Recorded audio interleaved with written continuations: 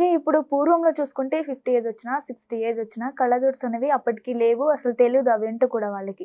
ఇప్పుడు మాత్రం కామన్‌గా వస్తుంది. మరి అప్పుడుకి ఇప్పటికి ఏంటి డిఫరెన్స్? చెప్పాను కదమ్మా! వాళ్ళకి పోషకభరితమైన ఆహారం వాళ్ళు బాగా తీసుకునేవాళ్ళు. తర్వాత మజ్జిగ, పాలు, పెరుగు, వెన్న, నెయ్యి ఇలాంటి ఆహార పదార్థాలు బాగా తీసుకునేవాళ్ళు. అదే విధంగా శారీరక శ్రమ బాగుండేది. మంచి మంచి ఆహారం తీసుకునేటువంటి వాళ్ళు. సో, వ్యాధి నిరోధక శక్తి వాళ్ళకి బాగా ఉండేది. సో, ఇలాంటి కారణాల వల్ల ఏమైతుందంటేమ్మా, మరి పెద్ద వయస్సులో దాదాపు 60 సంవత్సరాలు, 70 సంవత్సరాలు దాటినటువంటి వాళ్ళలో కూడా మరి ఈ కళ్ళజోడు అవసరం రాకుండా ఉండేదమ్మా.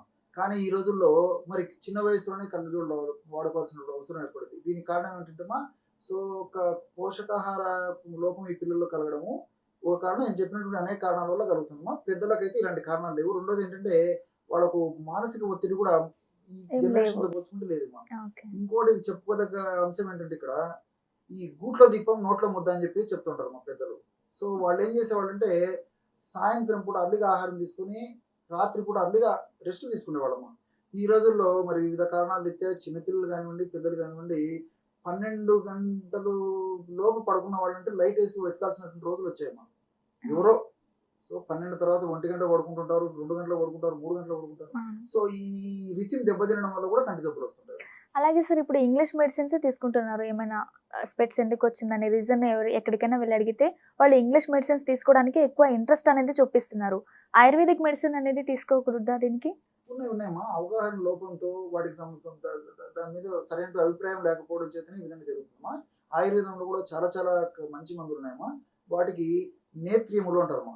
అంటే ఓకే. నేత్రాలు అంటే ఐ. హ్మ్. ఐస్‌కి ఉపయోగపడేటువంటి ఆహారం గాని, ఔషధాలు గాని ఏవైతే ఉన్నాయో వాటిని నేత్రియములు అని చెప్పి చెప్తుంటారమ్మా. అలాంటివి చాలా చాలా ఉన్నాయమ్మా.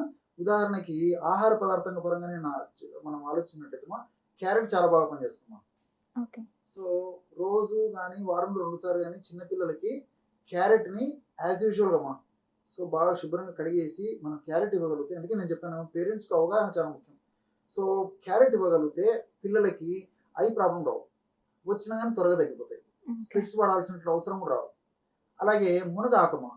మునగాకును ఏదో ఒక రూపంలో వారంలో 2 సార్లు గాని, 3 సార్లు గాని మునగాకు ఇవ్వడం వల్ల కూడా చాలా మంచి ప్రయోజనం కలుగుతుంది. అదే విధంగా అప్పుడప్పుడు అవిసె పూలు దొరుకుతాయమ్మా.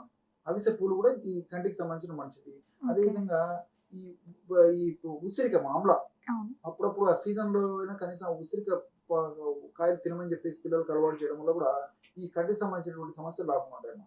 సో, ఈ ఈ పద్ధతిలో ఆహార పదార్థాల పరంగా వాడుకుంటూ నేను చెప్పినట్లు ఈ జంక్ ఫుడ్ వీటికంతా ఎప్పుడో ఒకసారి అథవా కొద్దో గొప్పో వాడుకోవడంలో తప్పులేదు గానీ, ఫ్రీక్వెంట్‌గా తరచుగా విచ్చలవిడిగా విశృంఖలంగా వాడకూడదన్నమాట. Parents okay. ఎందుకంటే చిన్నప్పటి నుంచి గైడ్ చేస్తే అవును. మంచి భావి భారత పౌరులను పేరెంట్లు కూడా ఇచ్చినట్లు అవుతుంది మా దేశానికి.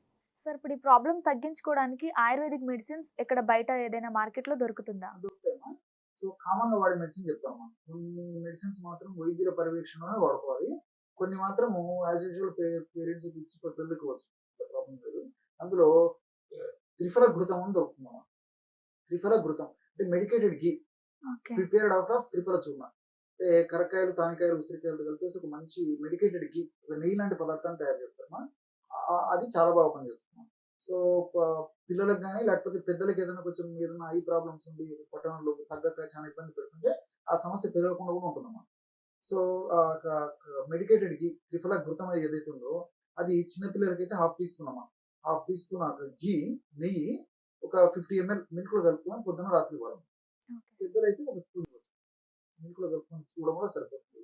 లేదు ఒకవేళ ఘీ, నెయ్యి ఏదైనా దొరకకపోవడం గాని, కొంతమంది పిల్లలు ఆ నెయ్యి అంటే తీసుకోరమ్మా. ఓకే. అలాంటి పిల్లలకైతే త్రిఫల ఘృతం వాడేది. త్రిఫల లేహ్యం అని దొరుకుతుందమ్మా. స్వీట్‌గా ఉంటుంది. లేహ్యం. లేహ్యం, హల్వా. ఓకే. సో, ఒక పావు స్పూన్ లేదా half tea spoon morning, evening ఆ లేహ్యం ఇవ్వచ్చు. అది లేకపోతే త్రిఫల టానిక్ దొరుకుతుందమ్మా. Okay. So, 5 ML morning, 5 ML night equal quantity of water. 5 ML okay. Liquid, 5 ML water కలిపేసేసి ఇవ్వచ్చు. అట్లైనా అంటే ఇవ్వచ్చు. ఓన్లీ ఆయుర్వేదిక్ మెడిసిన్‌లోనే దొరుకుతుందా? ఏ మెడిసిన్ షాప్‌లో అయినా ఈ దొరుకుతదా? ఆయుర్వేదిక్ మెడికల్ షాప్‌లో దొరుకుతాయి. ఓకే. దొరుకుతాయి. లేకపోతే త్రిఫల చూర్ణమ్మా. రోజు పొద్దున ఒక పావు చెంచా, రాత్రి ఒక పావు చెంచా ఇవ్వచ్చు. లేకపోతే రోజు ఒక పావు చెంచా రాత్రి పూట ఇచ్చినా సరిపోతుంది.